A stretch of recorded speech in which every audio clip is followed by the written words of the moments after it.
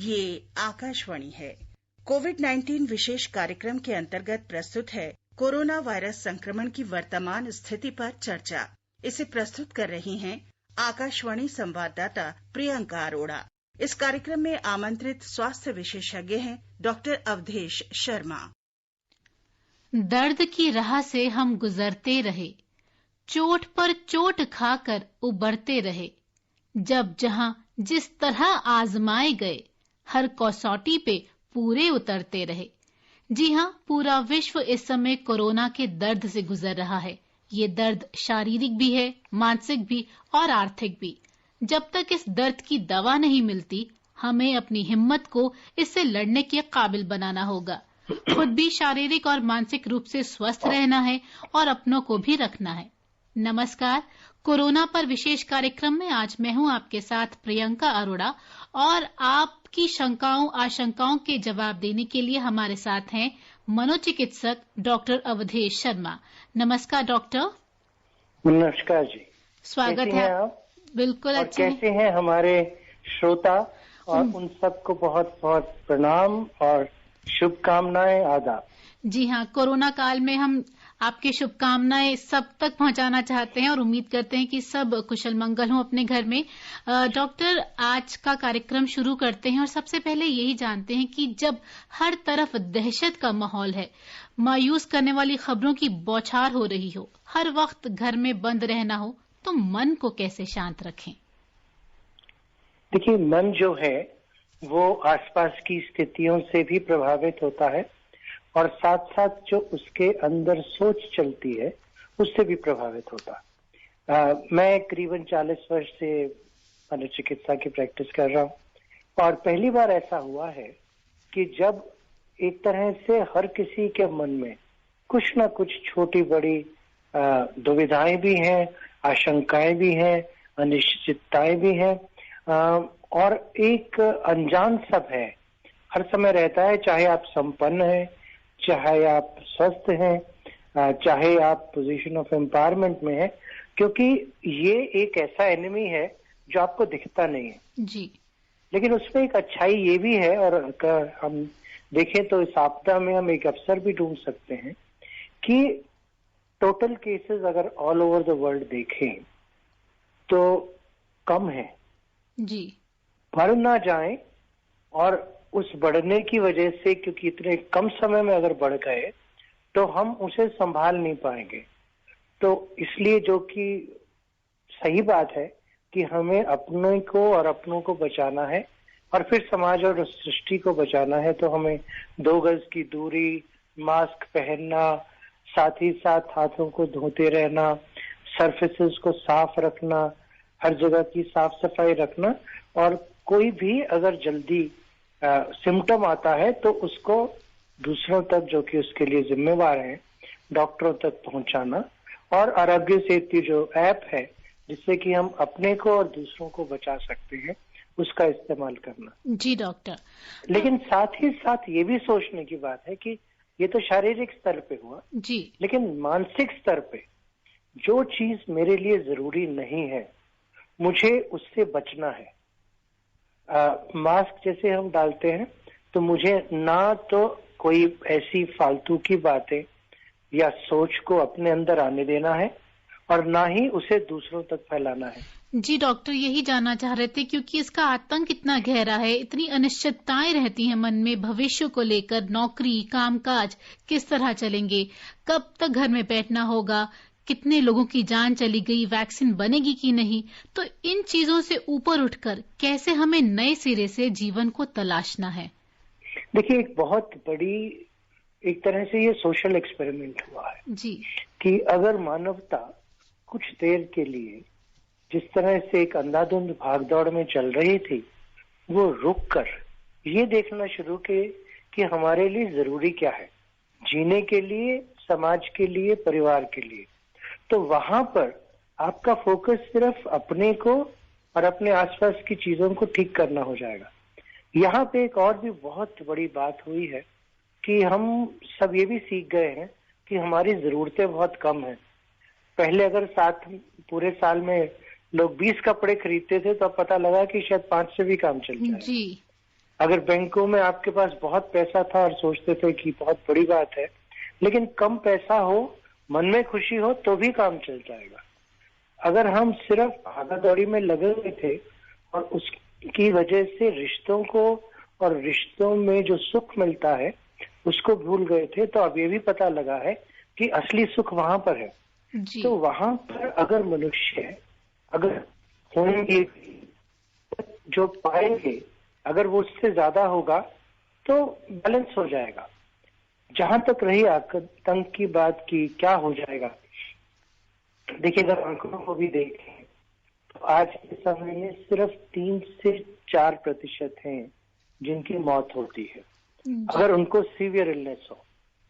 बाकी 5 से 10% जिनको की क्वारंटाइन या हॉस्पिटल में रहना पड़ता है। बाकी सारे जो हैं वो तो स्वस्थ रहते हैं ना जी। वो उससे उभर पाते हैं जी। और अगर हम देश की पूरी आबादी देखें तो भारत में कहूंगा कि बहुत उस मामले में दूसरे देशों के मुकाबले में भी, और सिर्फ भारत को ही देखें तो 130 करोड़ लोगों में 1 लाख के करीब लोग ही टेस्ट पॉजिटिव हुए हैं। तो बाकी सारे तो ठीक है ना जी। बाकी सारे अगर उसके ऊपर फोकस किए बिना जी। सारी एहतियात बरत के चलते रहेंगे तो इस समय विश्व हमें कई तरह के नए अवसर दे रहा है, बिल्कुल। काम के भी, एक दूसरों की मदद करने के भी। इस दौरान में लोगों ने सेवा कितनी की है, जी। लोगों के दिल अचानक खुल गए हैं। जी। लोगों को एक जो भेदभाव पहले होते थे वो भी कम होने शुरू। संकट की इस घड़ी ने एक अपनेपन की भावना जागृत कर दी है सभी के मन में। और अगर हम उसी को लेकर चलें तो हम सिर्फ अपने लिए नहीं लेकिन पूरे समाज के लिए काम करेंगे, और वो एक जो भावना है उसकी वजह से जो हमारे मन की त्रुटियां हैं या मन में कष्ट हैं वो भी कम हो सकते हैं।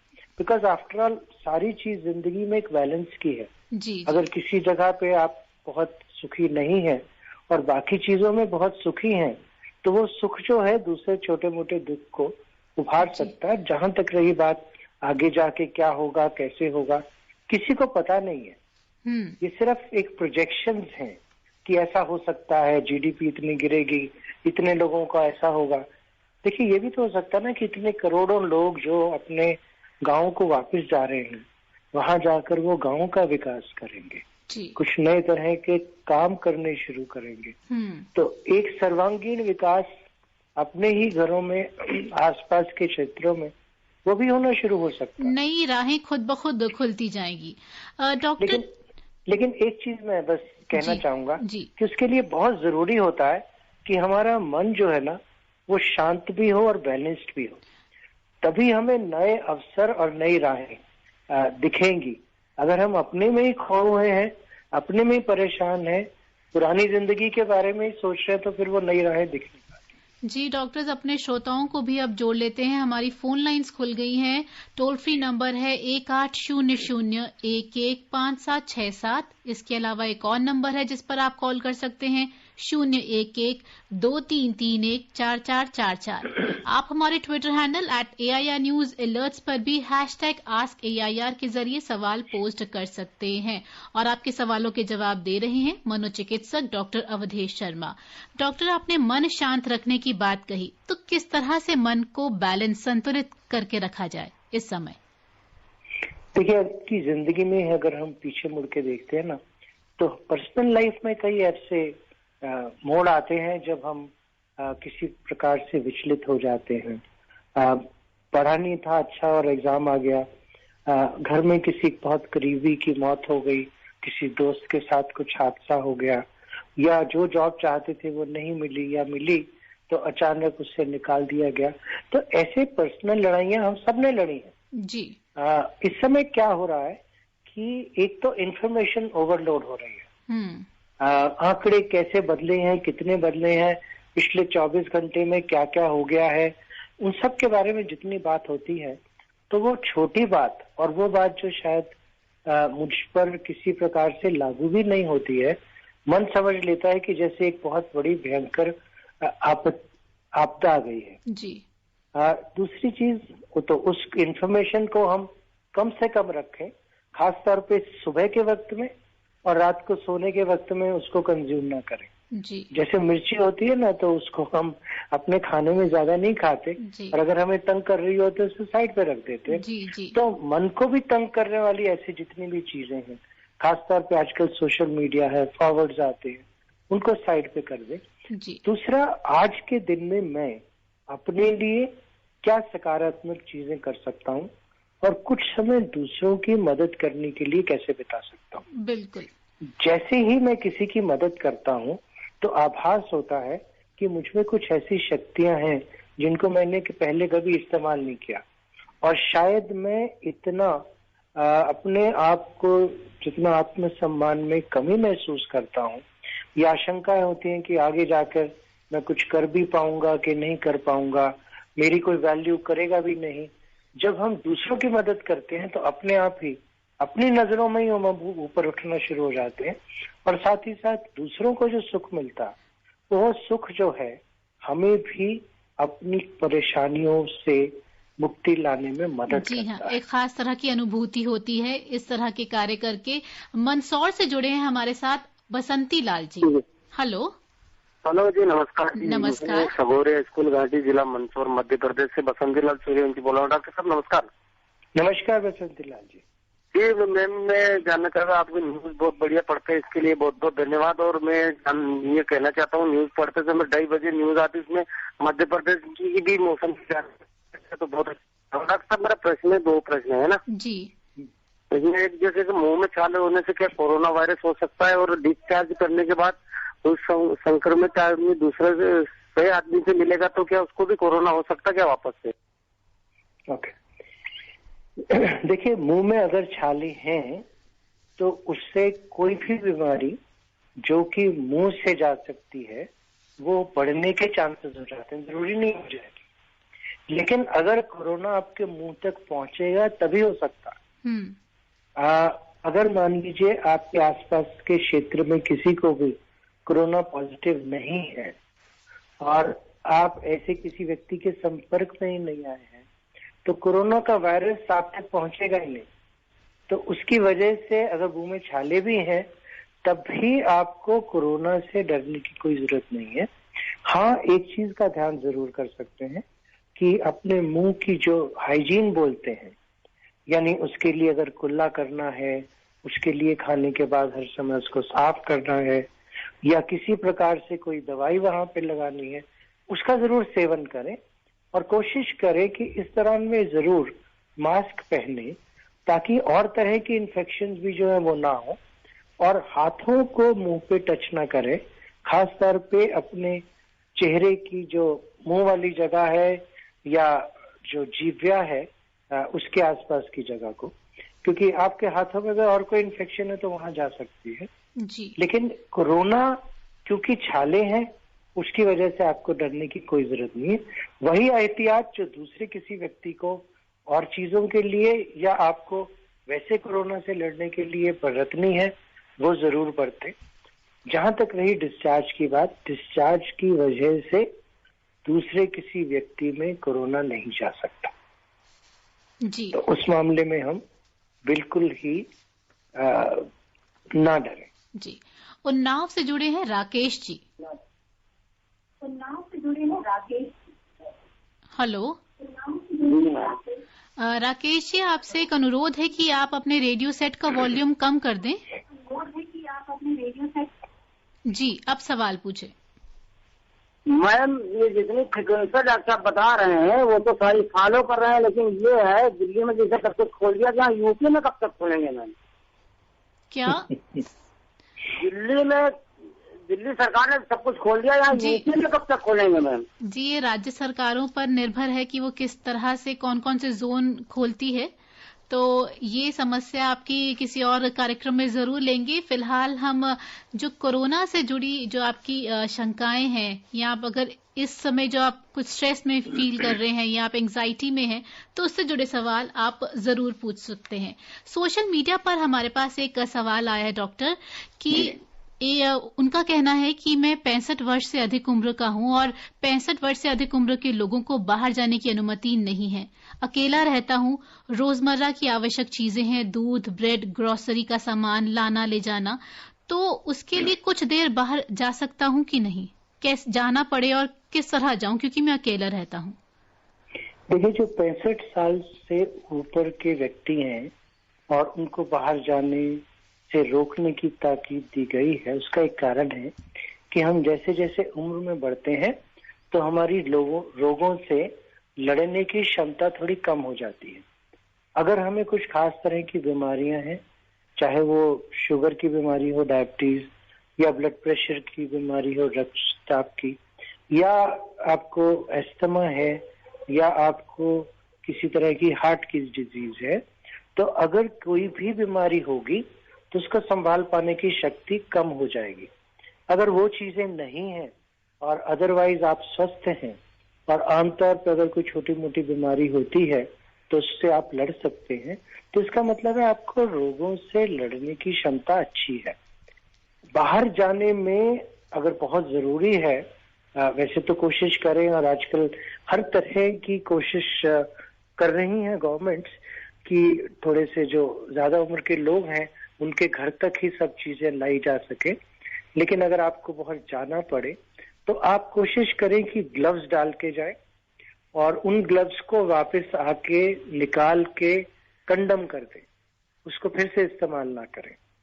दूसरी बात, हमेशा बाहर जाएं तो मास्क लगा के जाएं और मास्क को बार बार छुए नहीं, बार बार उसको नीचे ना करें, उसको ढीला ना करें। कोशिश करें कम से कम बात करें, लेकिन थोड़ा जोर के बोलेंगे तो दूसरे व्यक्ति को समझ आ जाएगा। आमतौर पर देखा जाता है कि जब हम बोलते हैं और वो क्लियर नहीं होता, उस वजह से हम मास्क उतार देते हैं, फिर मास्क डाल देते हैं। तो वो जो बार बार हम अपने फेस को टच करते हैं उसको आप अवॉइड करें। जाने से पहले और बाहर आने के बाद अपने हाथों को अच्छी तरह से धोएं और जिन कपड़ों को आपने डाला है उन कपड़ों को धोने के लिए डाल दें और कोशिश करें कि कम से कम आ जाए, एक ही बार में सारी चीजों को लेकर आ जाएं। और ऐसी किसी जगह से चीजों को खरीदने अगर जरूरत पड़ती है जहाँ पे कि बहुत ज्यादा लोग नहीं है, और उस समय पर जाएं जबकि बहुत ज्यादा लोग हैं। तो अगर ऐसा आप करेंगे और उसी के साथ साथ अपनी अगर कोई और बीमारी है उसको पूरी तरह से ठीक रखें, उसके लिए दवाइयां लें, कम तनाव में रहें। इसके बारे में बहुत ज्यादा ना सोचें कि मेरी उम्र इतने साल की हो गई है। बहुत से मरीज हैं जो कि ज्यादा उम्र के बाद भी ठीक हो जाते हैं। सरकार सिर्फ इसलिए ताकीद कर रही है ताकि अगर बहुत ज्यादा एक्सपोजर होगा इस उम्र से ज्यादा लोगों को तो उनमें बीमारी होकर और फिर कॉम्प्लिकेशंस होने के चांसेस हैं, उनको अवॉइड करने की जरूरत। जी, जम्मू से जुड़े हैं दीपक शर्मा जी। हेलो। हाँ जी, नमस्ते मैम। नमस्कार। नमस्ते डॉक्टर साहब जी को। नमस्कार दीपक जी। जी हाँ जी सर, मैं जम्मू से बोल रहा हूँ जी। सर, मेरा एक सवाल है कि अभी तक कोई वैक्सीन तैयार नहीं हुई है इसके लिए। जी जी। हाँ जी, तो ओके, कब वैक्सीन को लेकर पूछ रहे हैं, कब तक जी, वैक्सीन? जी। और कोई बात दीपक जी? फिलहाल तो यही प्रश्न है उनका। ओके डॉक्टर देखिए, वैक्सीन के बारे में कुछ चीजें हमें समझनी बहुत जरूरी है। वैक्सीन एक ऐसी चीज नहीं है कि जो कि जादू का पिटारा है। वैक्सीन को बनने में भी समय लगता है। दूसरी बार कई बार ये भी होता है कि जिस तरह की वैक्सीन बनी है जब तक वो बनती है तो वायरस का रूप भी थोड़ा सा बदल जाता है और उसके लिए फिर एक अलग तरह की वैक्सीन थोड़ी सी बनानी पड़ती है।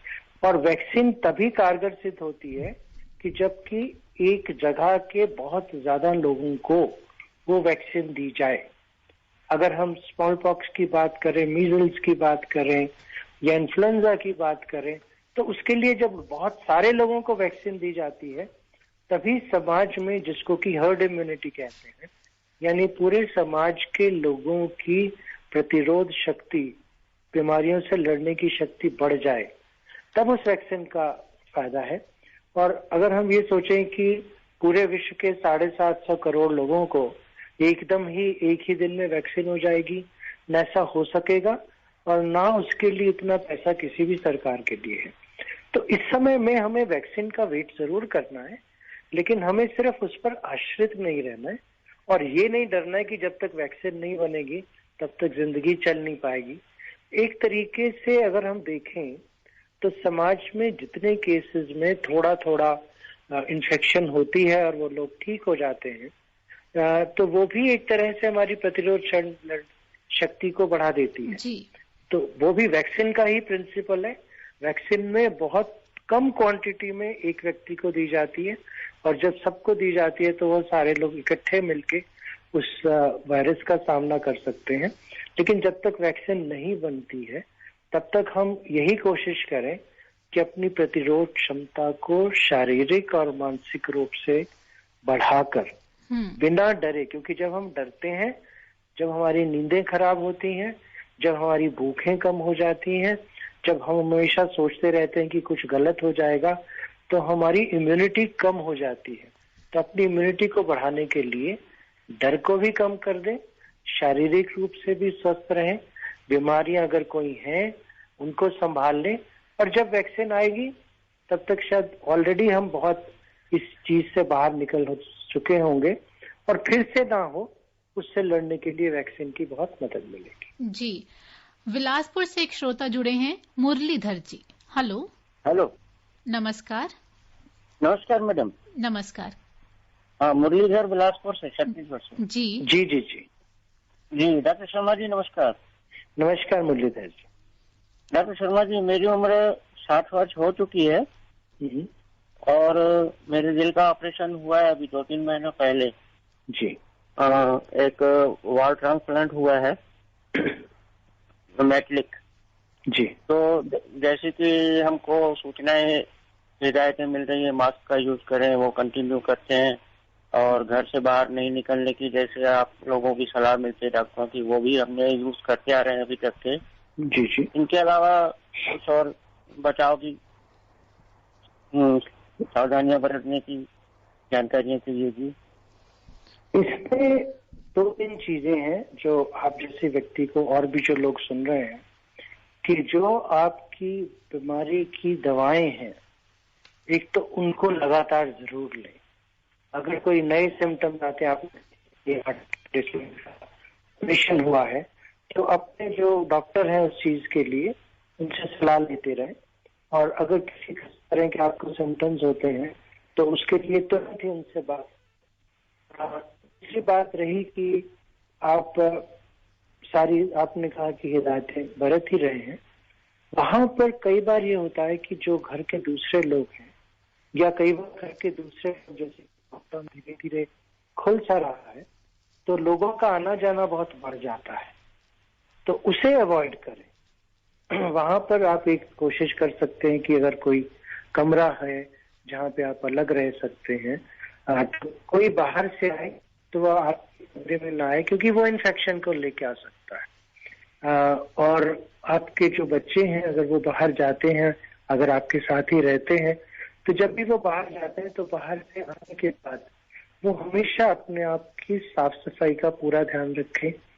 हो सकता है तो अच्छी तरह से नहा लें, और अगर इन चीजों की एहतियात पूरी तरह से बरती जाएगी और आप इस डर के साथ जीना बंद कर दें कि क्योंकि आपको अभी हार्ट का ऑपरेशन हुआ था और आपकी उम्र 60 वर्ष की है तो आपको बहुत ज्यादा हो जाएगा, ऐसा नहीं है।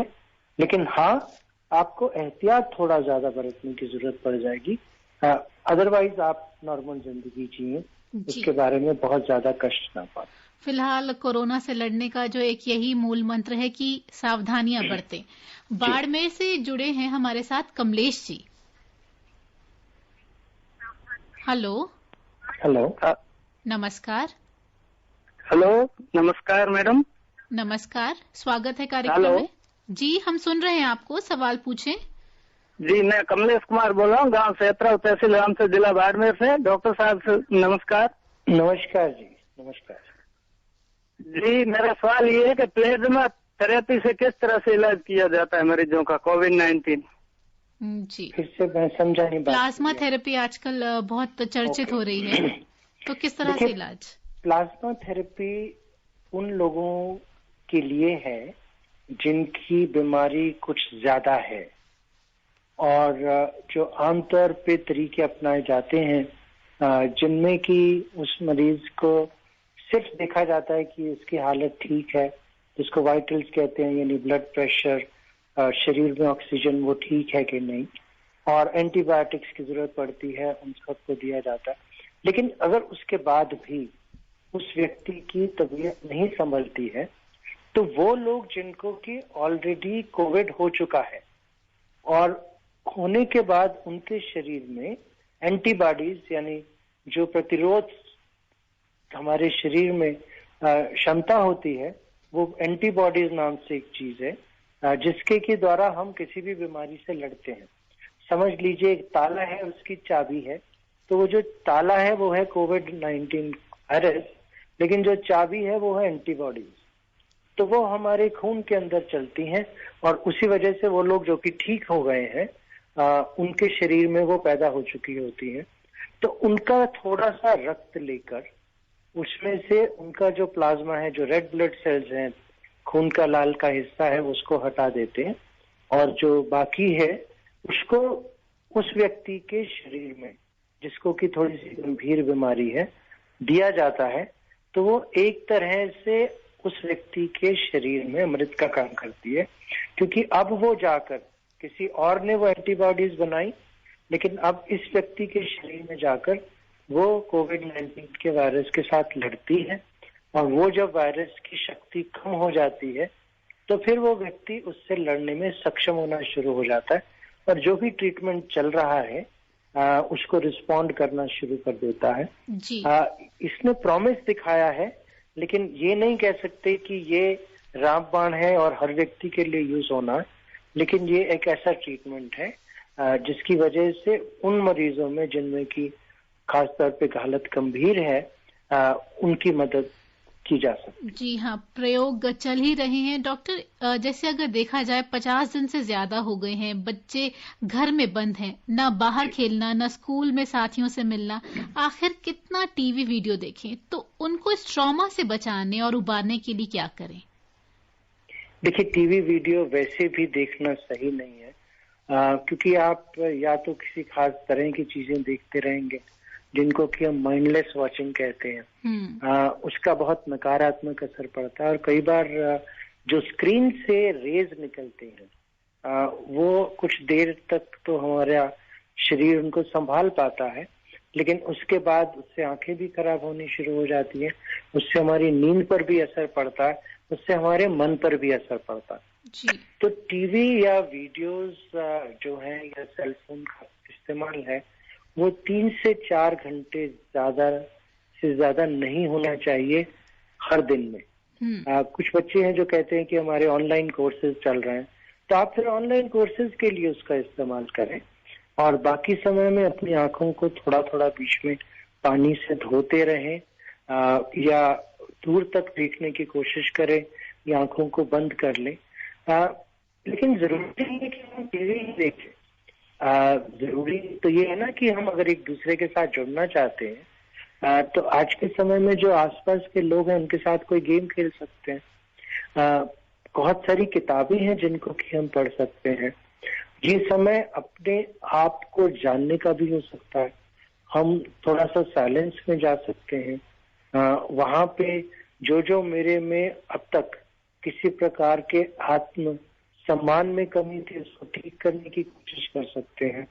फ्यूचर में क्या क्या पॉसिबिलिटीज हैं, फरवरी तक तो, मार्च तक तो सबने एक जिंदगी का अपने लिए नक्शा बना लिया था, लेकिन जैसा कि आपने कहा कि अभी अनिश्चितता है उनके मन में, तो क्या सेकंड थर्ड पॉसिबिलिटी होगी उसके बारे में बात कर सकते हैं, सकारात्मक रूप में, डर के रूप में नहीं, लेकिन उसके रूप में। और मेरे ख्याल से सबसे अच्छा समय है परिवारों का आपस में बॉन्डिंग करने का। जी। माँ बाप की मदद कर सकते हैं वो बच्चे, खाना बनाना सीख सकते हैं, साफ सफाई कर सकते हैं, अपने पेरेंट्स को टेक्नोलॉजी के बारे में कुछ चीजें समझा सकते हैं अगर उनको मालूम हो। तो सारा समय ये बिताने का और गंवाने का नहीं है, ये संचय करने का भी। बिल्कुल। मोरैना से जुड़े हैं हरविलास जी। हेलो। हेलो सर, नमस्कार। नमस्कार जी। नमस्कार डॉक्टर साहब की। नमस्कार। नमस्कार है। नमस्कार। मैं ये जानना चाहता हूँ, टेलीमेडिसिन के बारे में मुझे बताइए, इसका लाभ हम किस तरह ले सकते हैं? देखिए, टेलीमेडिसिन एक तरह से एक बहुत बड़ी उपलब्धि के रूप में इस समय में आया है, क्योंकि एक तो फिजिकली भी लोग एक दूसरे से ना मिल सकते हैं, ना कई जगह हैं जहाँ पे कि वो आसानी से जा सकते हैं, और अगर वो जाते भी हैं किसी डॉक्टर को दिखाने के लिए तो डॉक्टर को भी और उनको भी थोड़ा सा खतरा ज्यादा बढ़ जाता है। तो टेलीमेडिसिन में या तो टेलीफोन के द्वारा, लेकिन आजकल दूसरे प्लेटफॉर्म्स हैं, टेक्नोलॉजीज हैं जिसमें कि आप डॉक्टर को देख भी सकते हैं, उसको अपनी रिपोर्ट्स भी दिखा सकते हैं, और आप अच्छे अच्छे डॉक्टर जिनको जैसे फिजिकल रूप में शायद मिल ही नहीं पाते, अगर आप इतनी दूर बैठे हैं तो आप दिल्ली के किसी डॉक्टर को या बॉम्बे के किसी डॉक्टर को नहीं दिखा पाते, तो सरकार ने पिछले महीने एक नए रूल्स निकाले हैं जिसके कारण अब डॉक्टर से आप सलाह ले सकते हैं, और वो जिस प्रकार की भी दवा या आपको सलाह देता है वो सलाह आपको टेक्नोलॉजी के द्वारा प्रिस्क्रिप्शन के रूप में भेजी जा सकती है, और उसकी वजह से आप उस दवा का सेवन कर सकते हैं।